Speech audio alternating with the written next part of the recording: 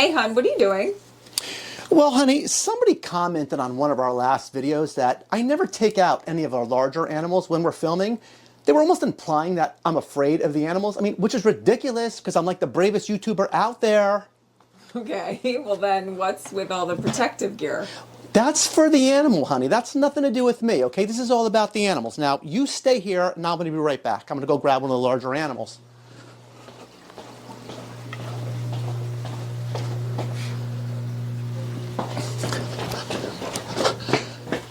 Okay, that was a bad idea. All right, so are we not filming now? Put down the camera. Call 911.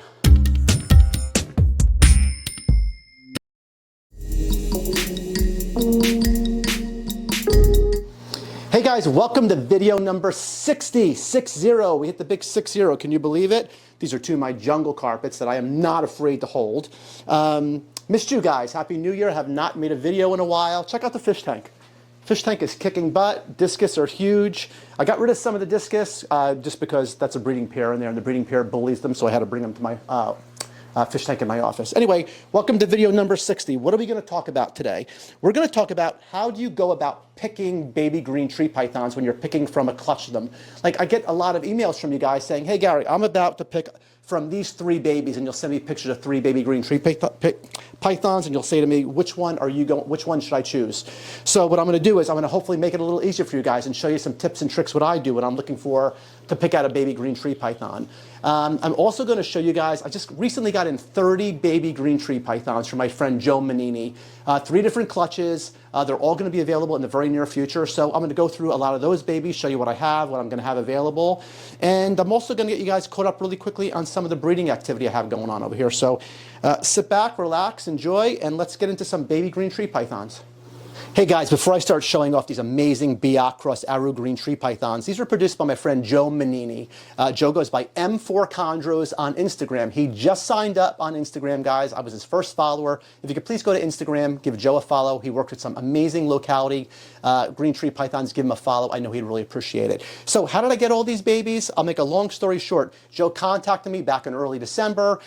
He watches my videos and asked if I'd be interested in buying all these babies from him. We spoke about it for a little while, and Joe was going to think about whether he wanted to sell them to me or maybe try to sell them on his own, and which I encouraged him to do. Bottom line is, Joe posted them all on Morph Market about 3 weeks ago, and he posted them on a Saturday, and then if you guys had noticed, within 24 hours, every baby was gone.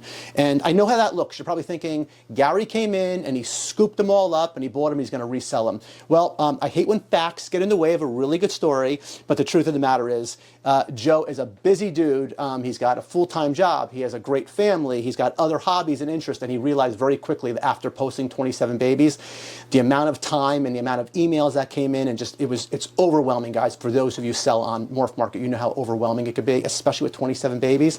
So Joe just reached out to me and said, Gary, if you're still interested, I would love to get these babies in your hands. And that's what we did. I took a trip down to Florida, and I drove them all back to New Jersey, because if you live here on the East Coast here in the United States, you know how cold it is. So that's how I got all these beautiful babies. I feel very fortunate. Joe, thank you again for giving me this opportunity. And let's talk now about how to pick out your baby green tree python.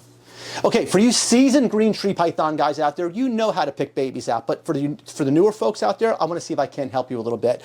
So if you're looking at a clutch of babies, let's talk about red babies first, okay? We're going to go over yellow babies in a second, red babies. So all things being equal, guy, first off, let's make the obvious known, right? You're going to buy them from a reputable breeder. The animals are going to be feeding really well. Ideally, they're going to be feeding on fuzzy mice and not pinky mice.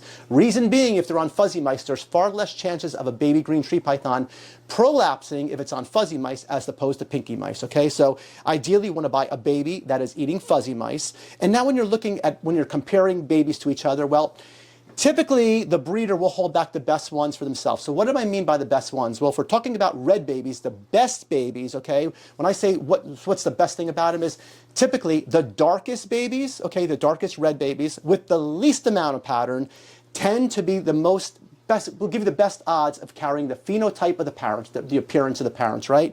So that's why breeders tend to hold back when it comes to red babies, the least patterned and the darkest. So what do I mean by that? Look at this baby right here. We're going to show you the other. This baby would be the pick of this clutch. And I am holding this one back. You guys see how dark red that baby is? Look, let's compare it to that one right there. Do you see how much darker that animal is?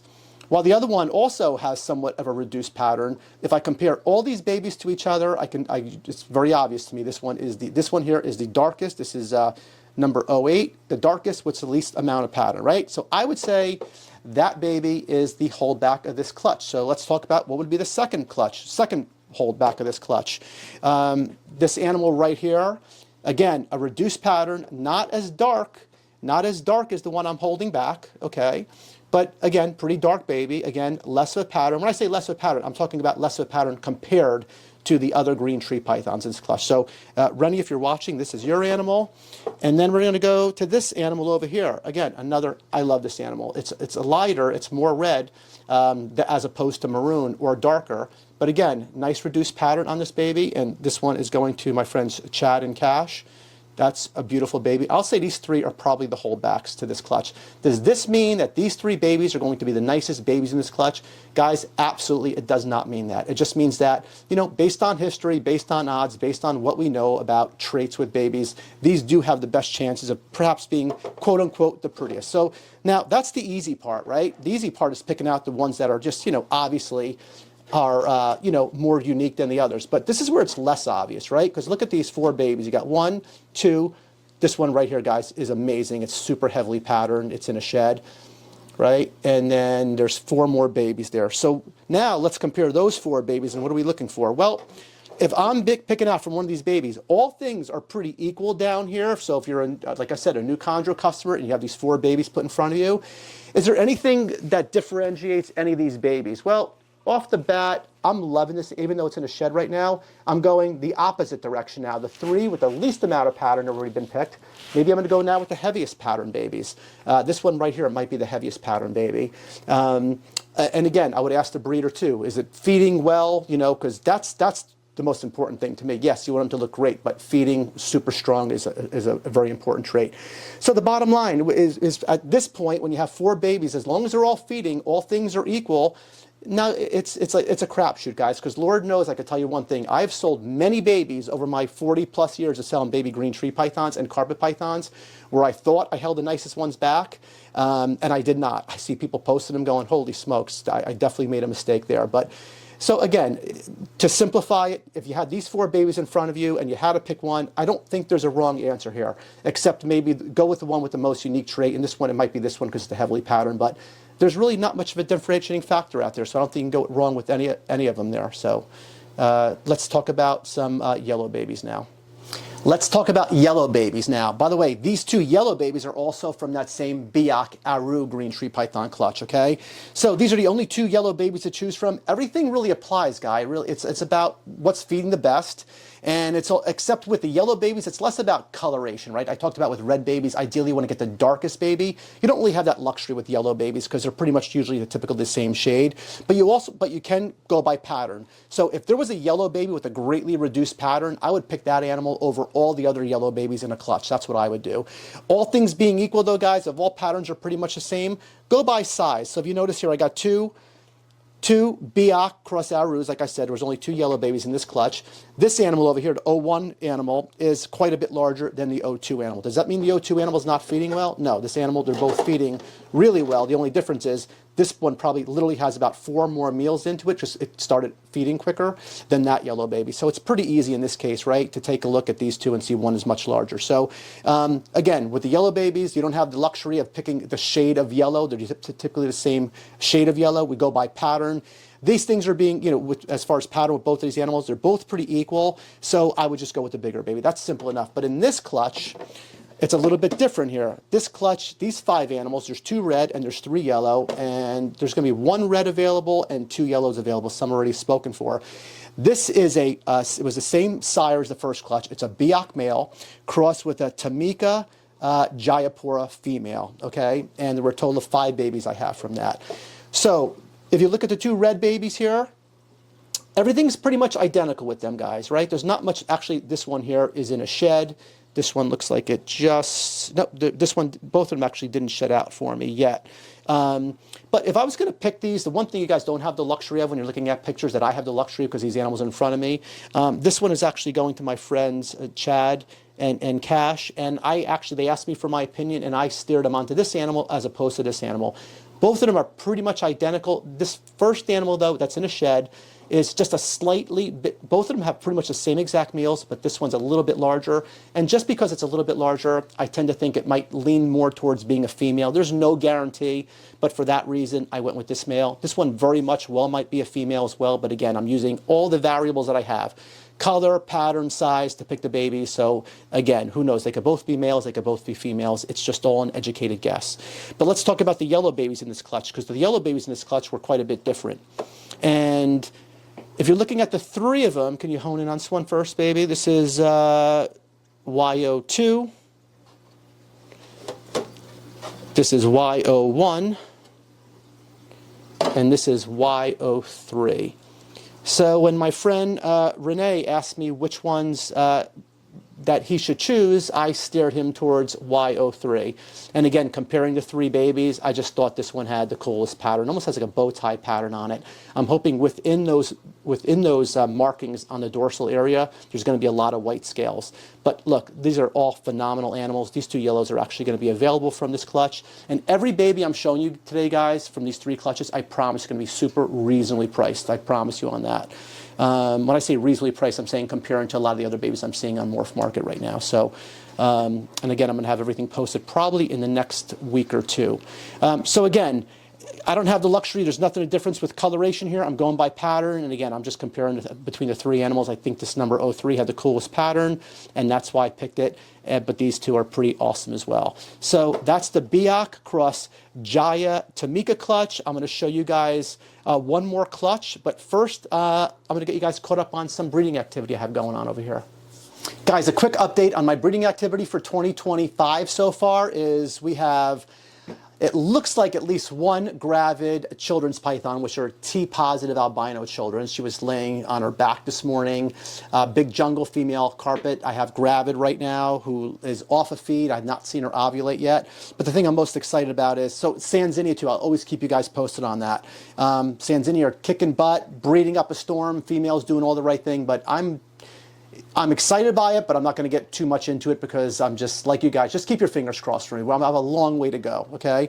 And then I definitely have these three green tree pythons. These are three pure Manokwari females, all going into shed right now, pre-lay sheds right now. All pure Manak girls. All three of these girls ovulated. All are gravid. And I don't just take males and throw them in willy-nilly, I promise you guys. So I can show you specifically what was bred to what specific male. But again, all pure Manakwaris.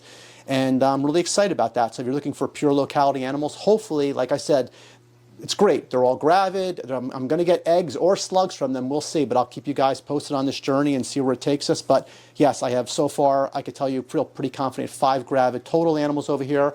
Still a long way to go in this breeding season, but I'll keep you guys posted. Okay, third clutch I'm going to show you guys today. And remember, all these babies were produced by my friend Joe Manini, okay? Every baby I showed you guys today.